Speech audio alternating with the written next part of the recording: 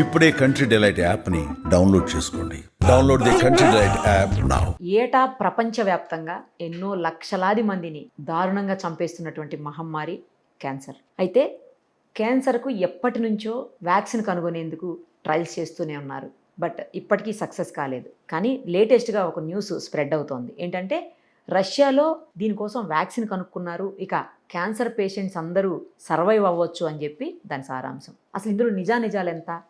అది నిజమైతే మాత్రం చాలామంది సేవ్ అవుతారు, అందులో డౌటే లేదు. బట్ అసలు అది ఎంతవరకు కరెక్ట్ అనేది ఇప్పుడు మనం డాక్టర్ గీత గారిని అడిగి తెలుసుకుందాం.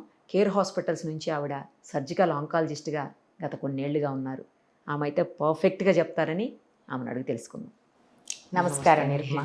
మ్యామ్ చెప్పండి, ఇది ఎంతవరకు కరెక్ట్? అసలు ట్రయల్స్ ఎప్పటి నుంచి అవుతున్నాయి? ఇదంతా అందరికీ తెలిసిన విషయమే. బట్ ఇప్పుడు లేటెస్ట్ న్యూస్ ఏంటంటే మొత్తం రష్యా అంతా కూడా క్యాన్సర్ పేషెంట్లకి ఫ్రీగా ఇచ్చేస్తారు, ప్రపంచవ్యాప్తంగా కూడా ఈ వ్యాక్సిన్ని తీసుకోవచ్చు, ప్రతి ఒక్కళ్ళు తీసుకోవచ్చు అన్నట్టుగా స్ప్రెడ్ అయింది news. Is it right are wrong? Actually నేను చూశాను, అది ఒక ఏదో రష్యాలో ఒక ఎంట్రోనిక్స్ అనే vaccine cancer vaccine pre clinical trials finish చేసింది. దే హ్యావ్ అప్రూవ్, అంటే ఎఫ్డిఏ లాగా వాళ్ళకి రష్యన్ ఫెడరల్ ఒక ఏజెన్సీ ఉంది, అది క్లినికల్ ట్రయల్స్ కోసం అప్రూవ్ చేసింది. అంతే, అంతవరకే. అంటే ఆల్రెడీ క్లినికల్ ట్రయల్స్ అయిపోయాయి, అందులో 100% success rate. Pre clinical trials అయిపోయినాయి. ప్రీ క్లినికల్ ట్రయల్స్ అంటే డ్రగ్ క్లినికల్ అంటే హ్యూమన్ వాలంటీర్స్ మీద మనం ప్రయోగించే ముందు ప్రీ క్లినికల్గా, అంటే ఐదర్ ఇన్వైవో అంటే ఒక ఇన్విట్రో సెల్స్ మీద కానీ లేకపోతే యానిమల్స్ మీద కానీ, అంటే ద సేఫ్టీ అండ్ ఎఫెక్టివ్నెస్ ప్రొఫైల్ని చూస్తానికి. దాంట్లో కూడా ఫార్మకోకైనెటిక్స్, పీకే స్టడీస్ అని ఫార్మకోడైనమిక్స్ అని స్టడీస్ ఉంటాయి. అదేంటంటే ఆ డ్రగ్ వల్ల మన బాడీకి ఎలాంటి సైడ్ ఎఫెక్ట్స్ ఉంటాయి, మన బాడీ ఆ డ్రగ్ని ఎలా తీసుకుంటుంది, అలా రెండు ఫార్మకోకైనెటిక్స్ అండ్ ఫార్మకోడైనమిక్స్ ఈ స్టడీస్ చేస్తారు. ప్రీ క్లినికల్ అంటే హ్యూమన్స్కి ఇచ్చే ముందు యానిమల్స్ మీద ఎక్స్పెరిమెంట్స్ ల్యాబ్స్లో చేసే ట్రయల్స్ ఇవమ్మా. ఆ ప్రీ క్లినికల్ ట్రయల్స్ ఫినిష్ చేసి they have given, there government has given approval for clinical trials. ఆ క్లినికల్ ట్రయల్స్ కూడా phase 1, phase 2, phase 3, phase 4 ఉంటాయి అన్నమాట. ఆ phase 1 అంటే ఒక స్మాల్ గ్రూప్లో ట్రై చేస్తారు ఫస్ట్. దాని డోసేజ్ ఎంత, దాని ఎఫెక్టివ్నెస్ ఎంత, దాని సైడ్ ఎఫెక్ట్స్ ఎంత. ఒకవేళ అది సక్సెస్ అయితే 2-3 లార్జర్ గ్రూప్స్లో మల్టీ సెంట్రిక్ అంటే మల్టీ రీజనల్ గ్రూప్స్లో ట్రయల్ చేస్తారు. ఆ ట్రయల్ చేసాక ఒక్కసారి అప్రూవల్ మార్కెట్లోకి డ్రగ్ అప్రూవ్ చేసిన తర్వాత పోస్ట్ మార్కెటింగ్ సర్విలెన్స్ కూడా ఉంటుంది. ఇది యూజువల్గా ఏ డ్రగ్ కానీ డివైస్ కానీ మెడికల్ డివైస్ కానీ ప్రవేశపెట్టేటప్పుడు ఈ ప్రీ క్లినికల్ అండ్ ఈ all faces 1, 2, 3, 4 face of clinical trials వాళ్ళు ప్రతి కంపల్సరీ చేయాల్సింది, చేయకుండా ఏమీ రాదు. Right ma'am, okay. సో ఇప్పుడు మరి ఈ 4 ట్రయల్స్ కూడా సక్సెస్ అవ్వడానికి ఎంత టైం పడుతుంది? అంటే దాన్ని బట్టి వాళ్ళు, అంటే యూజువల్గా the problem with cancer vaccine అంటే ఇప్పుడు కాదమ్మా, అనాదిగా ఈ mRNA వ్యాక్సిన్ అనేది జర్మన్స్ అప్పుడు ముందు కోవిడ్ టైం అప్పటికే చాలా ల్యాబ్లో ఎక్స్పెరిమెంట్స్ జరుగుతున్నాయి కాబట్టే అది ఎస్టపోలేట్ చేశారు. అంటే ఆ mRNA కోవిడ్ వ్యాక్సిన్ కూడా ఉంది, మోడర్నానో ఏదో, ఇఫ్ ఐ రిమెంబర్ కరెక్ట్లీ. అదేంటంటే వాళ్ళు ఆల్రెడీ క్యాన్సర్ మీద mRNA ప్రయోగ పెడుతున్నారు కాబట్టి కోవిడ్ రాగానే అది కోవిడ్కి ఉపయోగించే వాళ్ళకి ఈజీ అయిపోయింది అనమాట, వ్యాక్సిన్ తయారు చేస్తాం అనమాట. ద ప్రాబ్లం ఏంటంటే క్యాన్సర్ వ్యాక్సిన్కి, ఇప్పుడు వ్యాక్సిన్స్ అనేది వేరే వాటికి ఇన్ఫెక్షన్స్కి వీటికి అనాదిగా ఉన్నాయి. 200 years బ్యాకే వ్యాక్సిన్స్ ఇంట్రడ్యూస్ అయినాయి అనమాట. సో మనకి ఈ బ్యాక్టీరియల్ ఇన్ఫెక్షన్, వైరల్ ఇన్ఫెక్షన్స్కి వ్యాక్సిన్, మీజిల్స్ అని, మమ్స్ అని, పోలియో, డిప్తీరియా, టెటనస్, వీటన్నిటికీ వ్యాక్సిన్స్ ఉన్నాయి. అది చాలా ఈజీ, ఎందుకంటే ఆ వైరస్ బ్యాక్టీరియా అనేది మన ఇమ్యూన్ సిస్టమ్, మన రోగ నిరోధక వ్యవస్థ అనేది ఉంటుంది, ఇమ్యూన్ సిస్టమ్ అనేది ఉంటుంది. ఆ ఇమ్యూన్ సిస్టమ్ అది డెఫినెట్గా ఫారెన్ బాడీస్ కాబట్టి ఈజీగా అటాక్ చేసి చంపేస్తుంది ఇమ్యూన్ సిస్టమ్ మనకి. బట్ క్యాన్సర్ సెల్స్ అంటే అట్లా కాదు. క్యాన్సర్ సెల్ అనేది మన శరీరంలో కణాలే ఒకేసారి మ్యుటేషన్, డిఎన్ఏలో అట్లా మార్పు వస్తాం వలన యూజువల్గా ఏంటంటే ఒక క్రమబద్ధంగా ఈ డివైడ్ అవుతాయి అన్నమాట. దాన్ని ఒక 2 జీన్స్ కంట్రోల్ చేస్తుంది, ప్రోటోఆంకోజిన్, ట్యూమర్ సప్రెసర్ జీన్ అని కంట్రోల్ చేసి సమతుల్యతగా వెళ్ళిపోతూ ఉంటాయి. ఎప్పుడైతే ఈ జీన్స్లో కానీ ఇంకెక్కడన్నా మ్యూటేషన్స్ ఎక్వైర్ అయినప్పుడు ఆ సమతుల్యత కోల్పోయి ఇష్టం వచ్చినట్టు డివైడ్ అవుతాయి అన్నమాట. సో ఓహో. మన శరీరంలో కణాలే అవి, వేరే కణాలు, ఫారెన్ కణాలు కావయి. మేడం. సో మన శరీరంలో కణాలే కాబట్టి అవి నార్మల్ కణాల్లాగా, హెల్దీ కణాల్లాగా ఉంటాయి, మిమిక్ అవుతాయి ఓహో. Cancer cells. సో దాన్ని అటాక్ చేస్తాం కష్టం, ఎందుకంటే ఇప్పుడు ఫారెన్ బాడీ అంటే ఆ సెల్స్ని అటాక్ చేస్తుంది ఇమ్యూన్ సిస్టమ్, మేడం. అయిపోతాయి. నార్మల్ సెల్స్ మీద ఎఫెక్ట్ ఉండదు. ఇప్పుడు ఈ Okay. ఈ క్యాన్సర్ వ్యాక్సిన్ ఏంటంటే ఆ కణాలకి నార్మల్ కణాలకి డిఫరెన్షియేట్ చేయక నార్మల్ సెల్స్ మీద కూడా సైడ్ ఎఫెక్ట్ ఉండి ప్రమాదం ఉండే అవకాశం ఉంది. ఓహో. అందుకని క్యాన్సర్ వ్యాక్సిన్ కనుక్కోవటం అనేది చాలా కష్టం అవుతుంది. ఇంకొకటి Okay. ఏంటంటే మన శరీరంలో డిఫరెంట్ క్యాన్సర్స్కి డిఫరెంట్ యాంటీజెన్స్ అయి ఉంటాయి. ఒక వ్యాక్సిన్ ఇచ్చేసాం ఆల్ శరీరంలో ఏ Cancer క్యాన్సర్ తగ్గి రాదు అనుకోవడానికి లేదు. అట్లా ఉండదు. ఓహో. Every organ is unique, personalised అనమాట. Each cancer is unique, personalised. ఓహో. అని ఒక ఆర్గన్లో కూడా డిఫరెంట్ టైప్స్ ఉంటాయి అన్నమాట. ఒక ట్యూమర్లో ఇది ఎక్కువ ఎక్స్ప్రెస్ అవుతుంది, ఇంకో ట్యూమర్లో ఇంకొక ప్రోటీనో ఇంకొక యాంటీజెన్ ఎక్కువ ఎక్స్ప్రెస్ అవుతుంది. అట్లా యూనిక్గా ఒక వ్యాక్సిన్ ఇస్తే అన్ని అలా కష్టం అనమాట.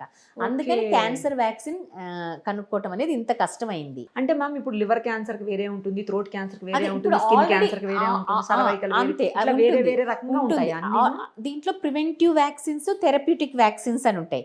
ఆల్రెడీ కొన్ని ప్రివెంటివ్ వ్యాక్సిన్స్, కొన్ని థెరప్యూటిక్ వ్యాక్సిన్స్ మార్కెట్లో ఉన్నాయి. ప్రివెంటివ్ వ్యాక్సిన్స్ ఏంటంటే మరి మీకు ఆల్రెడీ తెలుసు, న్యూస్లో HPV vaccine, human papilloma virus vaccine, అది సర్వైకల్ క్యాన్సర్ Cervical. ప్రివెన్షన్. ఇప్పుడు యంగ్ గర్ల్స్ అందరికీ అది ఎందుకంటే ఇస్తున్నారు. ఇస్తున్నారు, ఎందుకంటే అది హ్యూమన్ ప్యాపిలోమా వైరస్ అనే వైరస్ వల్ల వస్తుంది కాబట్టి దానికి అగెనిస్ట్గా వ్యాక్సిన్. ఓకే. అలానే hepatitis B vaccine liver cancer చాలా వరకు ప్రివెంట్ చేస్తుంది. ఎందుకంటే లివర్ క్యాన్సర్కి ఇంచుమించు చాలా వరకు hepatitis B one of the cause కాబట్టి ఆ హెపటైటిస్ బి వల్ల ఇది ప్రివెంటివ్ వ్యాక్సిన్ లాగా.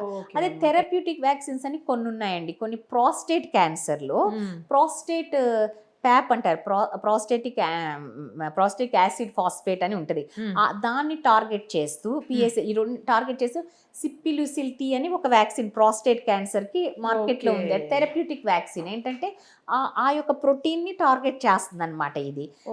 అలానే బీసీజీనో ఎర్లీ బ్లాడర్ క్యాన్సర్కి బీసీజీ ద్వారా దాని ఇమ్యూన్ సిస్టమ్ అటాక్ చేసేటట్టు ఆ బీసీజీ వ్యాక్సిన్, ఈ రెండు థెరప్యూటిక్ వ్యాక్సిన్స్. ఇంకా చాలా ట్రయల్లో ఉన్నాయి ఇలా వ్యాక్సిన్స్ కోసమని. ఆల్రెడీ ఇమ్యూన్ థెరపీ ఇస్తున్నాము. ఇంకా కార్ టీ సెల్స్ థెరపీ అని వచ్చింది ఒకటి. కార్ టీ సెల్స్ థెరపీ అంటే మన శరీరంలో T cells, B cells, T cells అని ఉంటుంది. ఈ రోగ నిరోధక వ్యవస్థలో కొన్ని సెల్స్ ఉంటాయి అన్నమాట, బి సెల్స్, టీ సెల్స్ అని. మన శరీరంలో టీ సెల్స్ బయటికి తీసి, బ్లడ్లోంచి టీ సెల్స్ బయటికి తీసి ఆ టీ సెల్స్ మీద చిమెరిక్ యాంటీజెన్ రిసెప్టర్ అని ఇంట్రడ్యూస్ చేసి, అవి ఆర్టిఫిషియల్ ఎక్కువగా ప్రొడ్యూస్ చేసి అది మళ్ళీ మన బాడీలోకి ఇంట్రడ్యూస్ చేస్తే అది అది ఈ క్యాన్సర్ సెల్స్ని అటాక్ చేస్తుంది అనమాట. స్పెసిఫిక్ రిసెప్టర్ దాని మీద పెట్టి అది ఆల్రెడీ క్యూర్ అవుతుందా మేడం? లేకపోతే చాలా వరకు రిజల్ట్స్ బెటర్ ఉన్నాయి. అది ఆల్రెడీ బ్లడ్ క్యాన్సర్స్లో లుకీమియాసు, లింఫోమాసు వీటిలో చేస్తున్నారు. Already car T cell therapy అనేది కొన్ని అది బ్లడ్ క్యాన్సర్స్లో ఆల్రెడీ మన ఇండియాలో కూడా ఇస్తున్నారండి. ఇంకా రాను అది సాలిడ్ ట్యూమర్స్లో కూడా వచ్చే అవకాశం ఉంది అలాంటివి. కానీ ఎప్పటికీ అనేది తెలియదు, అంటే వస్తుంది, అది తొందరలో వస్తుంది. బట్ క్యాన్సర్ వ్యాక్సిన్ అనేది ఇంకా అంటే స్పెసిఫిక్ యాంటీజెన్ అంటే ఇప్పుడు దానికి ఏంటంటే నార్మల్ సెల్స్ కూడా యాంటీజెన్స్ ప్రొడ్యూస్ అవుతాయి. బట్ ఈ క్యాన్సర్ సెల్స్ అధిక రేట్లో ప్రొడ్యూస్ చేస్తాయి.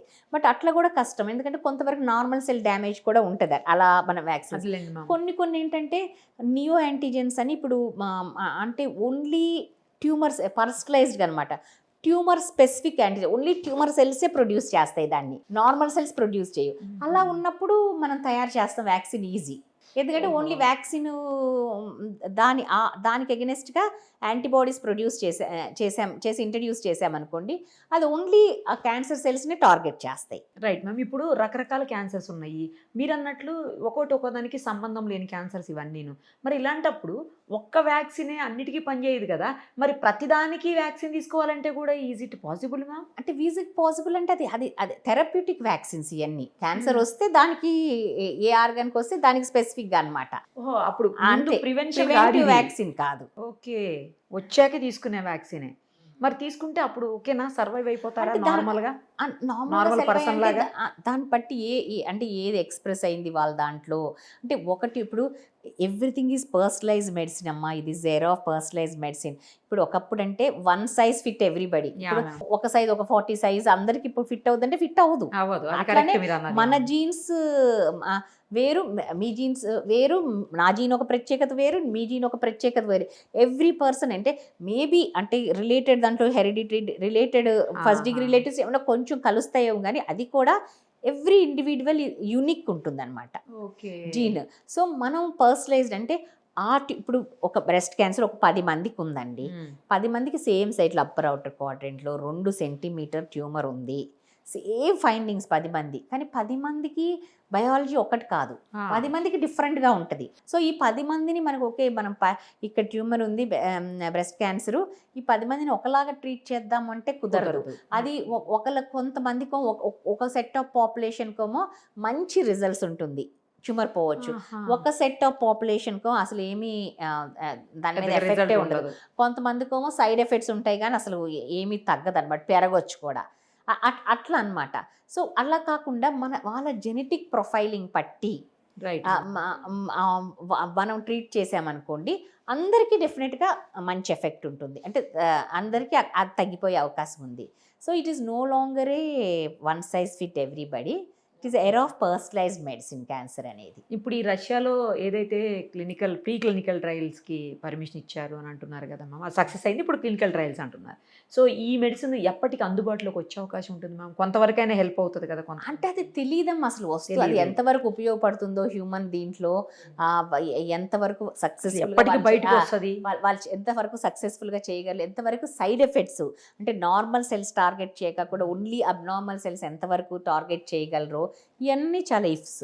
అంటే మ్యామ్ ఒకవేళ ఎక్కడన్నా ఫెయిల్ అవుతుంది అనుకుంటే ఇక్కడ ఆపేస్తారా? ఇప్పుడు సైడ్ ఫస్ట్ స్టేజ్ లో ఫెయిల్ ఫెయిల్ అయితే సైడ్ ఎఫెక్ట్స్ ప్రొఫైలింగ్ చూస్తారు కదా, టాక్సిక్ అంటే ఆపేయాల్సిందే, ఆపేసి మళ్ళీ దాన్ని రీసెర్చ్ చేసి మళ్ళీ ఇంకా మోడిఫై చేసి అంత మీద లిప్స్ అండ్ బట్సే తెలియకపోవచ్చు. ఇది ఇప్పుడు అని కాదు, చాలా రోజుల నుంచి చాలా నేను చెప్పాను కదా ముందు నుంచి, because MRI same MRI vaccine MRI మీదే చేస్తున్నారు కాబట్టి ఐ థింక్ వెంటనే దాన్ని కోవిడ్ వ్యాక్సిన్కి దాన్ని ఉపయోగించారా ఆ రీసెర్చ్. మ్యామ్ ఇంత డెవలప్ అయింది, సైన్స్ టెక్నాలజీ డెవలప్ అయింది, ఇంత ఫాస్ట్గా ఉన్నారు, చాలా తెలివైన వాళ్ళు ఉన్నారు, ఎందుకు ఇంకా అసలు క్యాన్సర్ లాంటి మహమ్మారికి సరైన మెడిసిన్ ఎందుకు?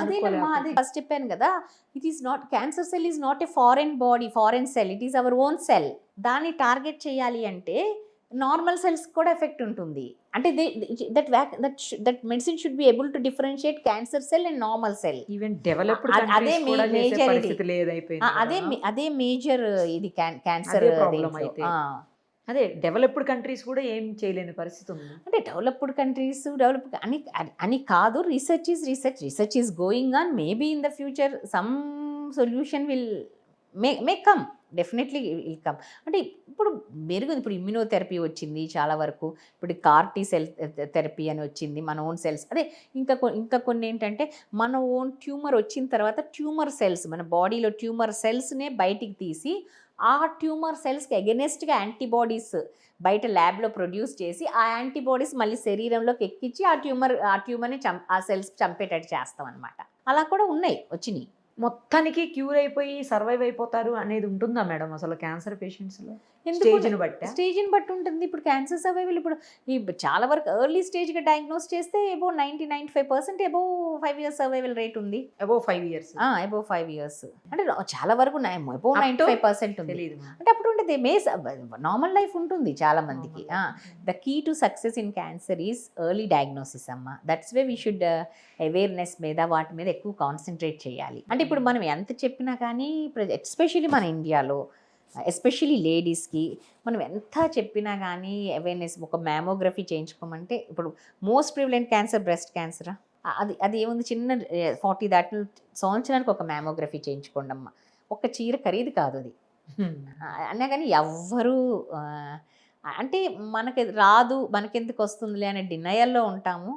అండ్ లేడీస్కి ఉన్న వాళ్ళ భయం అనేది ఉంటుంది, ఏమైనా డయాగ్నోస్ అవుద్దో మన భయం ఉంటుంది, ఇవన్నీ కారణాలు, ప్రెషర్ ఉంటుంది. వీటన్నిటి వలన ఈ టు సక్సెస్ ఈజ్ ఎన్ని వచ్చినా కానీ ఎర్లీ డయాగ్నోసిస్ అండ్ ఆల్ దాన్ని ప్రివెంట్. ఇప్పుడు ప్యాప్స్మియర్ లాంటివి చేసామనుకో సర్వైకల్ క్యాన్సర్కి 10 years పాటు ప్రీ క్యాన్సర్ స్టేజ్ ఉంటుంది ఓహో సర్వైకల్ క్యాన్సర్కి. ఓకే అప్పుడు ఎప్పుడు డయాగ్నోస్ క్యాన్సరే రాకుండా అరికట్టగలం.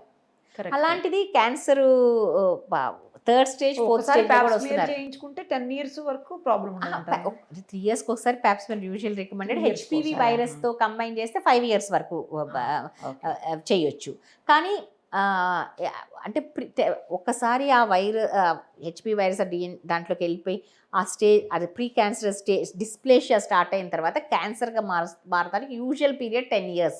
సో అప్పుడు ఒక క్లినికల్ ఎగ్జామినేషన్ చేసిన అబ్నార్మల్ సర్విక్స్ కనిపెట్టినా కానీ క్యాన్సర్ రాకుండా ప్రివెంట్ చేయొచ్చు. అలాంటిది 3rd స్టేజ్ 4th స్టేజ్లో కూడా వస్తారనమాట సర్వైకల్ క్యాన్సర్తో. So best remedy is prevention early diagnosis.